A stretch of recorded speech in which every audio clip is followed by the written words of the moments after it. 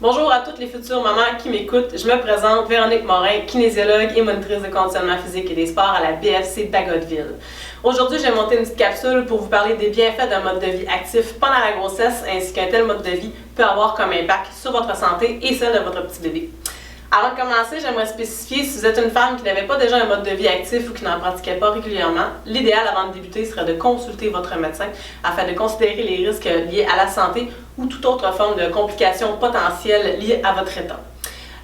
Également, vous pouvez aussi, si vous avez déjà un mode de vie actif, venir envoyer un email pour consulter notre équipe de kinésiologues pour avoir la bonne prescription. Également, je vous inviterai à prendre connaissance du formulaire X-App Femme enceinte qui est lié avec la vidéo. C'est un questionnaire sur l'état de santé, donc sur votre santé, sur les habitudes, etc., qui va vous aider à vous diriger vers le professionnel de la santé nécessaire, donc que ce soit votre médecin, équipe de kinésiologue ou autre. Et également, avant d'embarquer dans le vif du sujet, je vous demanderai de prendre connaissance des avertissements suivants.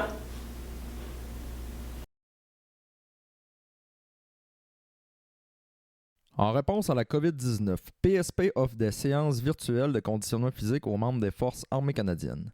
En utilisant les réseaux sociaux, les séances virtuelles de conditionnement physique adaptées aux membres des Forces armées canadiennes deviennent accessibles à tous.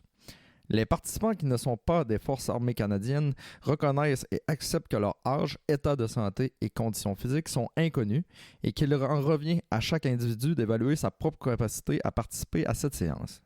Puisqu'il est préférable de consulter un médecin avant de débuter tout programme d'activité physique, nous invitons tous les participants qui ne sont pas des membres des Forces armées canadiennes à consulter le questionnaire Menez une vie plus active de la Société canadienne de physiologie de l'exercice ainsi que son document de référence. Si vous ressentez un malaise ou une difficulté pendant les exercices présentés dans cette vidéo, il est recommandé d'arrêter de consulter un professionnel de la santé. Si des membres des Forces armées canadiennes subissent une blessure pendant cette vidéo, n'oubliez pas de remplir un CF98. Donc, au cours de ma capsule aujourd'hui, j'aimerais parler de 3 points principaux. Le premier sont les bienfaits d'un mode de vie actif sur votre santé ainsi que sur celle du fœtus, les recommandations en matière d'activité physique pendant la grossesse, ainsi que certains mouvements à éviter tout au long de votre grossesse. Débutons avec les bienfaits. Saviez-vous que avoir un mode de vie actif va impacter à la baisse les risques de dépression d'environ 25%? En effet, lorsque vous bougez, ça va vous aider à avoir une meilleure gestion au niveau du stress et donc ça va avoir un impact direct au niveau de la gestion de l'humeur et au niveau de l'estime de soi. Également, pratiquer un mode de vie actif va avoir un impact sur les risques de développer un diabète gestationnel, de souffrir d'hypertension ou de développer de la prééclampsie pendant votre grossesse. Ça a aussi un impact au niveau de l'édème des membres inférieurs, donc l'inflammation des jambes, ça aide à la diminuer. Et ça va vous aider à avoir une meilleure gestion du poids tout au long de votre grossesse, donc ça évite d'en prendre peut-être un petit peu trop. Suite à ça, votre enfant va également avoir des bienfaits. Quand vous êtes active, il y a plusieurs études qui démontrent que le fœtus va avoir par la suite une meilleure gestion du stress, une meilleure gestion des émotions et ça aide également à avoir un meilleur développement cognitif et moteur, donc au niveau du développement du cerveau et du développement des mouvements. Donc plusieurs bienfaits. Effectivement, chaque grossesse est différente parce que chaque femme est différente. Donc, avant de faire un programme d'entraînement, c'est toujours recommandé de consulter votre équipe de kinésiologue. On va faire un bilan de vos antécédents en matière d'activité physique. Donc, qu'est-ce que vous avez fait dans votre passé? Qu'est-ce qu'il est idéal de vous prescrire? Et on va pouvoir faire les meilleures prescriptions pour vous ou, au besoin, vous diriger vers votre professionnel de la santé, vers votre médecin au besoin.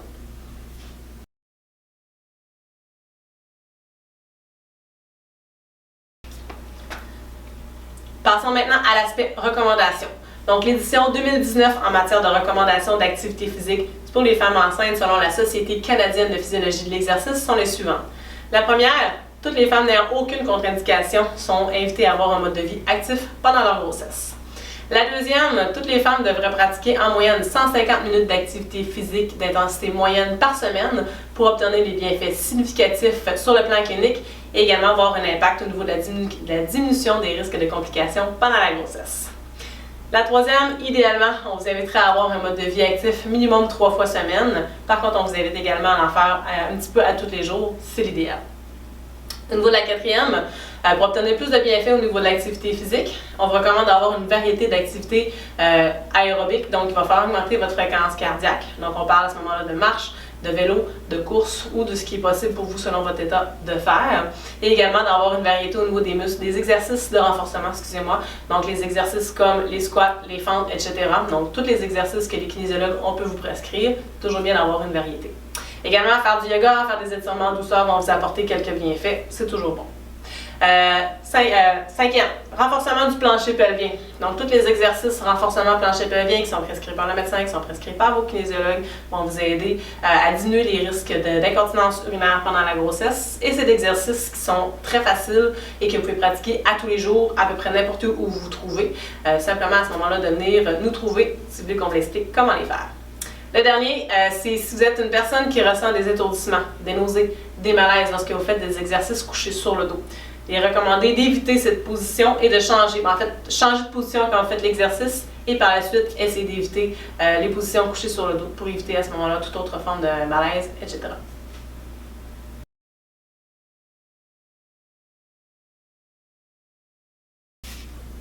Dernière partie pour ma capsule, les mouvements à éviter.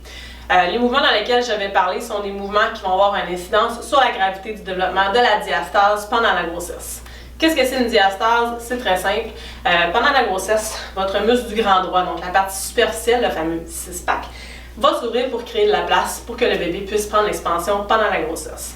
Les mouvements qui peuvent avoir un impact direct là-dessus, sur cette diastase-là, vont faire en sorte que plus votre diastase va être importante, plus sa récupération suite à l'accouchement va être longue et ça peut apporter des problèmes tels que douleur lombaire, instabilité du tronc et instabilité du bassin. C'est pourquoi il faut éviter autant que possible tout mouvement qui va faire en fait que votre diastase va être plus importante. Donc au niveau des mouvements, il y a des études qui démontrent que tout ce qui apporte une pression intra-abdominale sont à éviter. Le mouvement de sit-up, le mouvement des levées de jambes, je vais vous les démontrer. Donc, sit-up comme ça ici, les mouvements de levée de jambes sont à éviter. Autant dans vos exercices de la vie quotidienne, autant en entraînement. Donc, mouvement de sit-up. À quel moment de la journée est-ce que vous allez faire un sit-up? Quand on se lève du lit, tout simplement. Donc, au lieu de se lever du lit en se redressant comme ça ici, beaucoup mieux de se tourner sur le côté et de s'aider avec les bras pour se relever, pour diminuer la pression intra-abdominale. Également, mouvement à éviter, le mouvement de planche. Donc, planche abdominale, plus on va faire un renforcement du grand droit, plus ce muscle-là va être hyper tonique, donc il va être fort, plus il peut avoir une incidence au niveau de la gravité de votre diastase et aussi diminuer sa progression, sa récupération suite à l'accouchement. Également, mouvement à éviter. Tous les mouvements, on va aller porter une extension du tronc vers l'arrière. Exemple, les exercices sur ballon suisse, où on envoie le tronc vers l'arrière comme ça ici, sont à éviter. Également, tous les mouvements de rotation du tronc en entraînement, idéalement, sont à éviter, puisque, comme j'ai dit, la diastase fait en sorte que votre grand droit se sépare, donc ça va apporter déjà une instabilité au niveau du tronc. Donc, les mouvements style Russian twist ou autres mouvements comme ça, étant donné que votre tronc est plus instable, on augmente les risques de blessure. Pour travailler de façon sécuritaire, toujours recommandé de travailler au niveau du renforcement de la musculature profonde, comme votre plancher pelvien ou autre. Mais dans tous les cas, si vous avez des questions, n'hésitez pas, écrivez-nous à l'adresse apparaissant à l'écran. Vous avez également une équipe de physiothérapeutes qui est disponible pour vous sur la base. Vous pouvez leur écrire pour leur poser une question. Pour les militaires seulement, bien sûr. Pour les civils, vous pouvez faire affaire avec des physiothérapeutes civils. C'est ce qui m'a fait ma capsule aujourd'hui. J'espère que vous avez trouvé ça intéressant. J'espère que vous avez appris des informations. Dans mes prochaines capsules, il va y avoir des entraînements adaptés à chaque trimestre. Donc, je vais avoir un entraînement sécuritaire pour le premier trimestre, entraînement sécuritaire pour le deuxième, ainsi que le troisième trimestre. Dans tous les cas, dans tous les exercices que je vais proposer, si vous ressentez des douleurs, si vous ne sentez pas bien quoi que ce soit, je recommande d'arrêter l'exercice et de consulter votre médecin si l'inconfort ou si la douleur persiste. Donc, ce qui est très important tout au long de votre grossesse pour avoir un mode de vie actif et sain, écoutez-vous. Écoutez-vous dès que vous avez une douleur, dès que vous avez un inconfort ou quoi que ce soit, arrêtez l'exercice et posez-nous des questions. On est là pour vous, ça nous fait plaisir. Donc, partagez la vidéo, commentez. On aime toujours savoir qu'est-ce que vous pensez de nos vidéos. Ça nous fait plaisir en même temps de savoir qui les écoute. Donc, merci beaucoup pour la capsule, pour l'avoir visionnée et à la prochaine.